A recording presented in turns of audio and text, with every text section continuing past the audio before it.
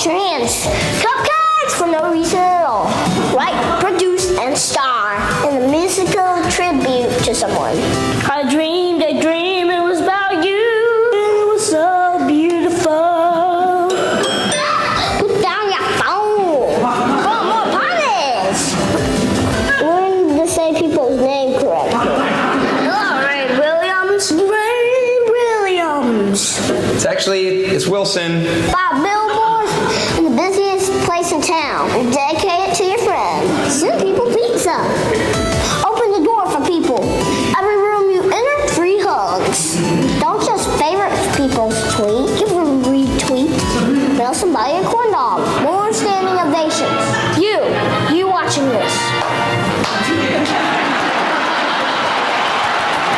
Those are just a few ideas, but I need you to help me come up with more. What about you? How'd you make this world awesome for somebody else? Upload a video, one lucky person could win. I'm gonna write a song for you, just for you, for one lucky person. Now next week, you'll meet our awesome year spokesperson. But first, I was supposed to do something. I don't remember what it was. Oh yeah, dance!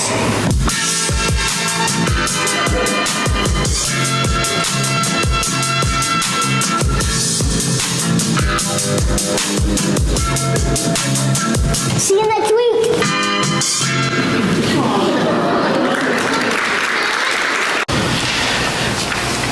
These are the words of Nehemiah, son of Hakaliah. It so happened that in the month of Kislev, in the 20th year, I was in Susa, the citadel. Hanani, who was one of my relatives, along with some of the men from Judah, came to me, and I asked them about the Jews who had escaped and survived the exile, and about Jerusalem. They said to me, "The remnant that remains from the exile there in the province are experiencing considerable adversity and reproach. The wall of Jerusalem lies breached, and its gates have been burned down." When I heard these things, I sat down abruptly, crying and mourning for several days. I continued fasting and praying before the God of heaven. Now when Sanballat heard that we were rebuilding the wall, he became angry and was quite upset. He derided the Jews, and in the presence of his colleagues and the army of Samaria, he said, "What are these feeble Jews doing? Will they be left to themselves? Will they again offer sacrifice? Will they finish this in a day? Can they bring these burnt stones to life again from piles of dust?" Sanballat and Geshem sent word to me, saying, "Come on, let's set up a time to meet together at Kephirim in the plain of Ono." Now they intended to do me harm. So I sent messengers to them. "I am engaged in an important work, and I am unable to come down. Why should the work come to a halt when I leave it to come down to you?"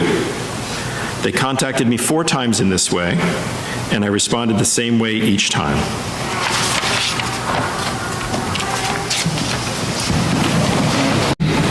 So Reverend Connie Simon gave me this eagle stole, and I said, you know what? Let's have it. I think today's the day to wear this thing.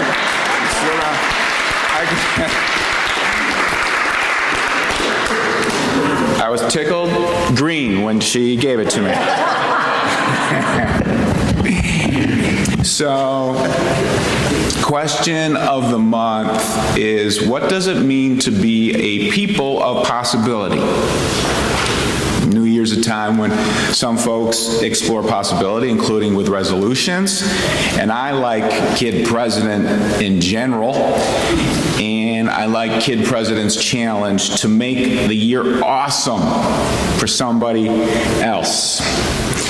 And Kid President's list of possibilities include smile, write a song, help, visit old people, but don't call them old people.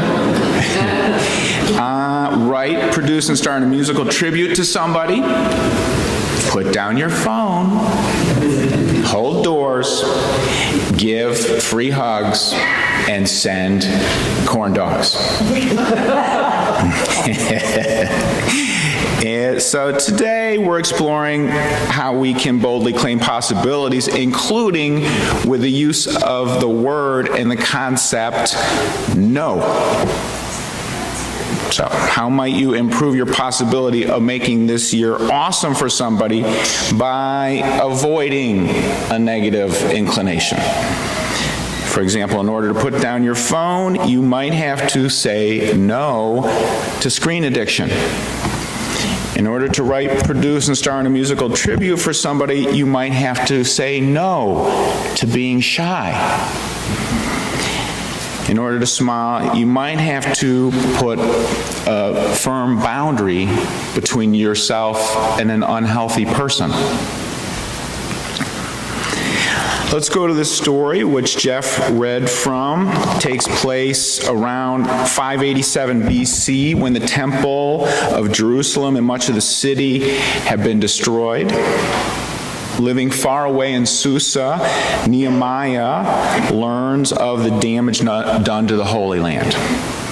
With a heavy heart, he weeps, fasts, and prays. Nehemiah does not pray for miracles. He prays for opportunities to make a difference. Through discernment, Nehemiah feels called to rebuild the wall. He gets the king's support and hits the road to the city of his ancestors, Jerusalem. Upon arrival, he doesn't make a big, loud, public service announcement of how it's going to go. Instead, he investigates opportunities for rebuilding by quietly taking inventory of the damage and available resources.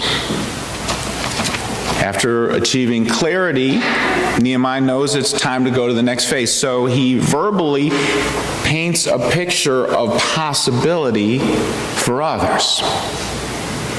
I'm glad you have all come in from the fields. I know you work hard to get to harvest time, and some days you don't even have enough to eat. But I have a vision that we are all going to rebuild the walls. We are all going to engage in this work out of this care we have in our hearts for this holy city, and we're going to reestablish the glory of God together. People check Nehemiah out, see, I think the guy has a heart full of love. Let's do it. So soon dozens and then hundreds of people volunteer. They begin the hard work of making the possible into reality. By proclaiming his bold vision for what's possible, in which they can all participate, Nehemiah empowers the people. Probably many of us, if not most of us, identify with Nehemiah, and that on occasion we have felt called to the possibility of doing something important. Some of those possibilities have fallen by the wayside. Blessedly, some have bloomed into reality. And we know from our experience that possibility for success grows when we have said to one another, hey, I feel called to this, and I think and believe you have tremendous possibility to do special things in your life as well. I believe in you. How about let's do this? What do you think? It's great. Hold close to your heart those times when you've identified the possibility for meeting an important need. Hold close to your heart those times that you, alone or with others, have followed through and accomplished something important that made an impact on people's lives. And let's go to this discussion of setting boundaries and saying no. It's great to have resolutions and all these great intentions of the new or the different ways we want to live our life or be in community, but a lot of it can have to do with what are you going to stop doing to get the capacity to do the new thing. One example involves wanting to make it all happen at once. Rebuilding the walls in the temple required time, a lot of time. Effectively bringing a possibility into reality often means we have to say no to impatience. Visions can take a long, long time to come true. And empowering possibility can also require acknowledging and then moving beyond the voice of the critic, internal and external. Nehemiah ignored his detractors. He had plenty of them. This is a long book. We benefit from resisting the temptation of giving energy to the voice. Says, you can't do that. We tried that before, it didn't work. It's unrealistic. You know it's unrealistic. Come on. We already have too many things to do. There's no way we can add that to the list. I'm just going to say, okay, I hear you. But that's not where I am. Another example involves saying no to perfectionism. When that energy of perfectionism comes to you, perhaps you can just do that Tai Chi thing. You don't have to wrestle it and say, no, I'm going to pin you, perfection. You could say, just let it go right on by. Just go right back. We don't lean into making a possibility come true because we know we can do it perfectly. How much would we do if that was needed? We don't engage in mindfulness meditation because of a nirvana experience guarantee. Every time I meditate, I'm going to have perfect nirvana. No, you will not. We don't work on MLK Day of Service and Advocacy and Dr. King's vision all year long because we know we're going to solve all the world's problems. Nor did he. We're not building our ministries for GLBT youth because we know we can protect each and every one from homophobia or transphobia. No, we can't. But we do these important activities in our lives that we're called to because we're just doing our best in trying to bend the arc of the universe a little bit more towards justice. Another caution comes from having distractions, just plain old distractions to pull you off into a different path. Nehemiah's enemies wanted to stop the construction, but they realized they had to be real shifty. This guy was focused and capable, and they knew it.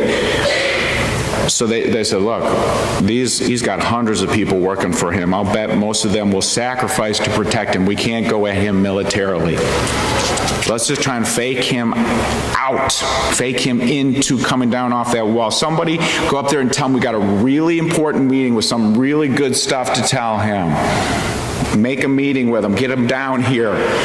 We'll stall him out. Nehemiah doesn't know exactly what they're up to, but it knows it's no good, and he just sends messengers down saying, I'm doing a great work, and I cannot come down. It's simple. If you know the people he was dealing with, that's pretty advanced, sophisticated leadership to send a one-sentence message down to these big, powerful dudes. I'm doing a great work, I can't come down right now. I love that line. And I think we can use it in our own lives. Analogously, perhaps you're growing ever more into a person dedicated to compassionate listening. You want to really be a deep listener a lot more times in your life, more situations. Well, you may have to say no to the urge to come down and just interrupt and chit-chat. You know, that's a little bit, I can't come down and do all the, oh, here, your story reminds me of my story, or blah, blah, blah, blah. No, just listen. Those are ways to, I can't go do that right now. I'm going to just stay here, building a relationship with you and listening. You may be growing in a person who wants to relax. It's tough to relax sometimes with the hurry world and political world, but just find more ways to enjoy your life, including with simplicity. Just enjoy life. You may have to say no to the urge, though, sometimes to use too much alcohol or nicotine or sugar or whatever to relax. That might be just the distraction. No, I can't come down right now and do it that way. That's not going to get me what I'm trying to get to. I'm just going to stay here with this. And together we're building something wonderful of how to relax in a more simple way. I'm doing a great work. I can't come down. Going into the new year, here are some questions from the Soul Matters curriculum that might resonate for you. What did your childhood and family of origin teach you about possibility? Are those lessons that you need to hold on to or let go? Reject. Is it possible that the thing you want is not the thing you need?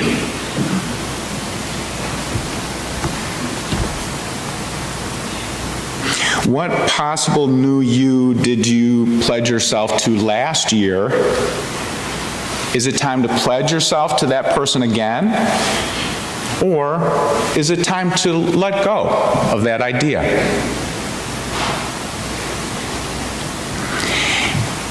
Is it possible that for you right now, learning begins with claiming not knowing?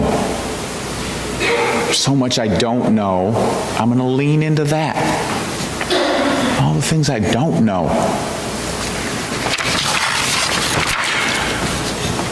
Whether you have an intention for the year, month, or hour, you may be looking to live with more empathy or more heart.